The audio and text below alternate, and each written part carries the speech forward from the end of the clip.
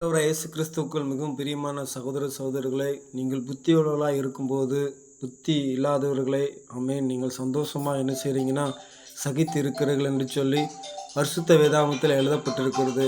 அருமையான சகோதர சகோதரர்களே ஆமென். ஒருவன் உங்களை சிறையாக்கினாலும், ஒருவன் உங்களை பட்சித்தாலும், ஒருவன் உங்களை அப்படியாக கைவசப்படுத்தினாலும், ஒருவன் ஆமென் தன்னை உயர்த்தினாலும், ஒருவன் ஆமென் உங்களை முகத்திலே அறிந்தாலும், நீங்கள் எல்லாவற்றையும் சகித்து இருக்கிறீர்கள். அருமையான சகோதர சகோதரர்களே, கிறிஸ்து இயேசுக்குள்ளாக நாம் இருக்கின்ற போது, கிறிஸ்து இயேசுவானவர் நமக்குள்ளாக இருக்கின்ற போது, அந்த சகிப்புத்தன்மையை கர்த்தராகிய தேவாதி தேவன் நமக்கு கொடுக்கிறவராக காணப்படுகிறார். ஆமென். அதை நாம் செயல்பட ஆண்டவர் நமக்கு உதவி செய்ய தொடர்ந்து நம்ம என்ன செய்வோம்னா அவரிடத்தில் வேண்டுதல் செய்வோம்.